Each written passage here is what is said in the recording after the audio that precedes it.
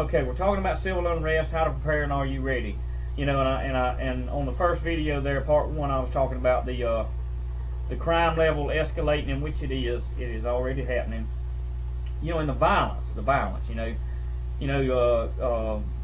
People tend to when they're pushed out of their comfort zone, whether they lost their pension or whatever, they tend to become irrational in the decisions they make. And it don't necessarily mean that they're a bad person. It's just they snap, you know, because you can be pushed to the breaking point. Any human being can be pushed to the breaking point. But we want to guard against that too. But let me read what the Ohio Police Department Safety Director said. Mitchell Brown said in September 2008, from a law enforcement perspective, we expect that when there are difficult times, criminals get more bold during during better economic times. Okay, they get more bold. Criminals get more bold during bad times than they do during the good times, and we're gonna have to watch out for that. You know, you need to be vigilant. You need to be sober on them things, and you need to watch out for that. You know. I suggest you keep your windows locked and your doors locked. I suggest you also, law-abiding citizen, I suggest that you keep your firearm well out of the hands of your children, but close enough that you can get to it in a hurry, okay? If you hear a window break, that is a clear sign. If that window breaks, that is a clear sign for you to lock and load and get ready to unload on that person. Because I'm coming by to tell you something. We're living in some serious times. We're not living in the times where when they break in, they come on in and, you know, well, what do you need? I'm not going to sit there and ask him what he needs if he's breaking my window down, you know. You see what I'm saying? I'm not waiting to sit down at the table with that criminal and say, well, what do you need? Do you want do you want to take the pots and pans? You want the food? You want to rake my key? I'm not going through that diatribe with the idiot any idiot that would break down my door, or that would bust in my window, or that I catch it in my garage trying to steal my stuff. I'm popping the cap in him.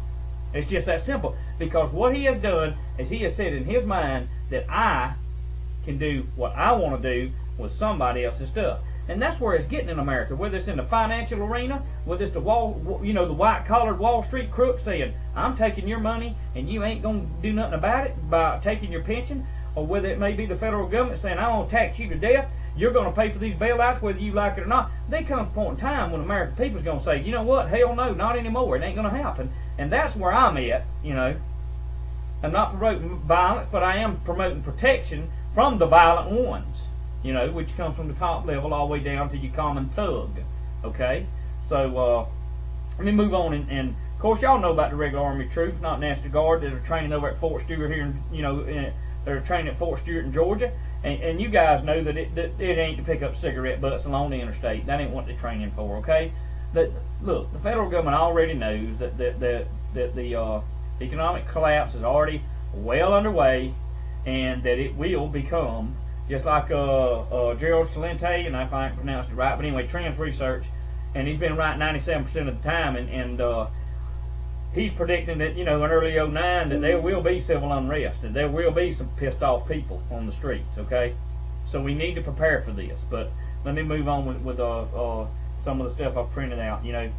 All right, let's look at this. You know, I told you that the regular Army are training in Georgia, and the 20,000 additional troops by 2012. I believe it's before that. I believe they already got it going on. They got foreign troops and everything, because I've studied and not some lunatic site, but I've looked and found the research and done it for myself, and it's true that they're preparing for something, okay? I can't tell you exactly what it is, but it ain't looking good what it is. But we need to get prepared to defend our homes and to defend our rights to keep and bear arms, defend our Constitution, the Bible, if you believe it, which I do.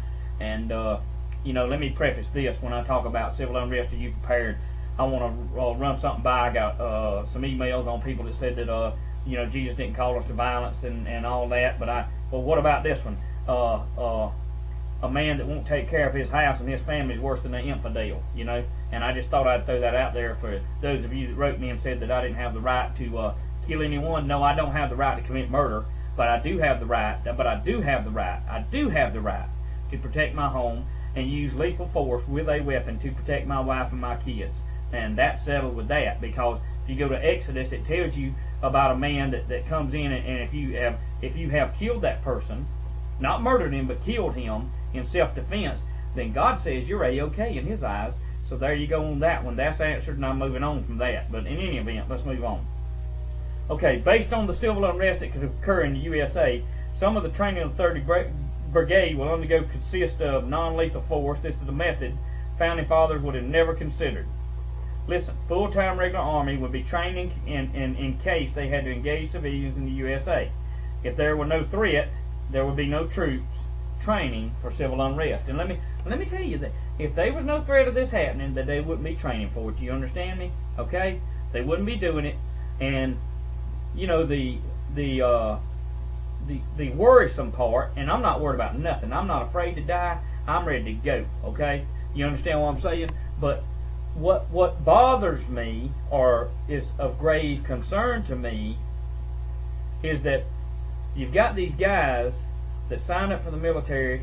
They were young out of school. They wanted to, watch this, under good intentions, I believe. They started out and they went through boot camp, and just as I did in the 80s, and then they probably went through AIT, Advanced Infantry Training. I know y'all care about that. And then they had an MOS and all that placed on them, whether they were going to be a grunt or a tank driver or a communications operator, whatever. Okay, and they did it with the fact that they would learn something, they could advance in something, and they could defend their country, you see. Okay, but they've been sent to Iraq, and they've had these patches put on them with dope in them and all that they've done, and they took all these inoculations and shots, and they've been exposed to an environment of nothing but violence, violence, violence, violence, violence. Okay, all right, and then they come back to America. They don't unwind them as they should, per se. There's probably a better term than that, but then they hire them in law enforcement and all that, and man, all they do is, buddy, I'm over there and I'm killing this and killing that, and I think I can come over here and do it. That ain't the way you can do it, though. But they've done that on purpose, see, because they know they'll shoot at me and you, because they just come out of the war zone. And I'm not talking about all of them. I'm talking about, but there's a lot of them that have come back and are in the law enforcement agencies and different areas, and they will shoot you. Okay, they are trigger happy, so you need to be on the lookout for that, and you need to understand, you know. It's kind of like Mr. Wilson said. You know, he got stopped. He got stopped over in Idaho, and he was running 45 and on a 4-lane, and and the guy pulled him over, and he stayed in the back of his car and had his hand on his pistol. And Mr. Wilson finally asked him, said he wouldn't ever come up to the car. He acted like Kurt was some kind of weirdo, and Kurt said he finally asked him, "Sir, do you want me to throw the license back there to you, or throw him on the ground?" I mean, the guy was freaked out like he was some kind of maniac, you know. And I know there have been officers shot. I'm not saying that they shouldn't be wise and defend themselves, but at the same time, I mean, you know, a stigma has been brought out that all of us Americans are the evil one, and that the police state and the federal government's the only people in any sense, you know, and that we're the idiots. But when obviously, if you're watching this video and have been, majority of you are on the other side of that coin just like I am, and we think that they're the idiots, that we're the ones that knows what's going on, because we're on the outside looking in. We're the ones that's been raped and pillaged to death, and about tired of it. But having said that, I don't want to get on to that. Back to the documents that I've obtained, and I think that you'll find it be very interesting to help you. We're going to have to come up to part 2 here in a minute, because I see I'm running out of time. But now, over history, wars have been fought to better society by taking what another society has. The French Revolution was fought to better the lower class. They fought and took control of France because the upper class had all the food and privileges. This is similar to what could take place in the USA. The middle class could rebel because the U.S. government and their elected officials are not doing what their sworn oath says they should do. I'm telling you right now, there's a lot of middle class folks that are upset. What they're trying to do is I'm telling you, they're trying to take the middle class away, and either you're going to be on the lower scale or you're going to be on the yacht scale. You're going to own a yacht, condos, all that, big wheels, caviar, champagne, or you're going to struggle to buy food that's decent enough to eat that won't kill you and poison you. It ain't going to be no in between, I'm telling you right now. Part 3 coming up. Don't go away.